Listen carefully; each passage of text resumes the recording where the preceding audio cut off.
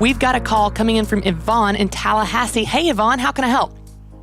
Hey, Christy, thank you so much for taking my call. Sure. I was wanting to find out how to purchase property for like an RV camping resort for a first-time minority business owner.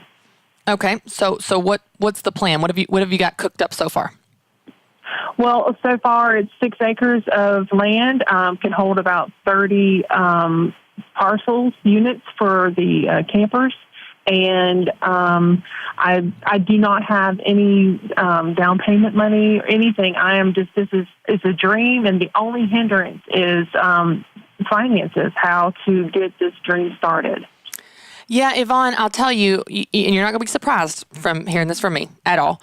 You don't want to take out a loan. And I talked about this a minute ago, Yvonne, but we have this idea that business loans or business debt is different than personal debt. Like, oh, it's the businesses, so it's okay because you got to spend money to make money and all that stuff.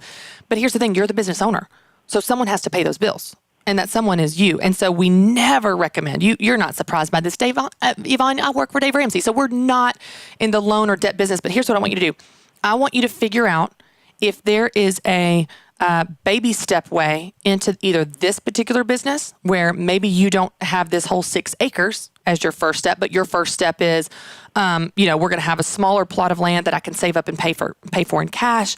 Maybe it's something where you sublease space. You work with the owner of the land and say, hey, I'm going to be a broker. I'm going to rent this land out to the RVs. I'm going to pay. You're not going to sell it. Instead, you're going to sublease it, rent it, some negotiation there where you're the broker, and then you get payments to them if they want to do that type of model. There's a lot of other creative ways around you still pursuing your dream, maybe on a smaller scale and baby stepping your way into it, growing slower, but you're not taking out all that risk, all that debt where it really will turn the business into a burden instead of a blessing because you're always chasing those payments. So what I want to challenge you to do, Yvonne, is, like I said earlier, take debt off the table and think of how could you do it smaller? How could you do it differently? We get really creative when we have limitations, when you have limited time or limited resources. If you say, okay, I don't have the option to take out a loan, so how can I get creative and make this happen anyway? I encourage people a lot of times if they want to open a bakery or a retail storefront, how can you sublease space from an existing business until you save up enough to have your own space? So I think you can do it, Yvonne. I just want to encourage you to take any type of debt off of the table, get creative, and baby step your way into it. I'll give you guys another example.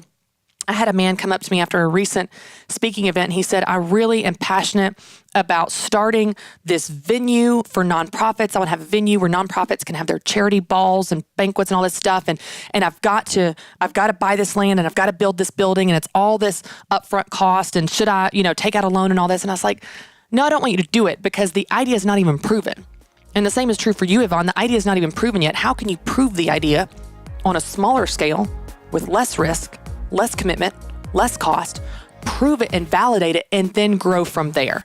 And then that's where you're pouring back into the business as the business demand justifies it. And the idea gets more and more validated and it grows, which is the next logical step, not this giant, terrifying leap. But I know it's tempting when you're starting out to just go for the big dream.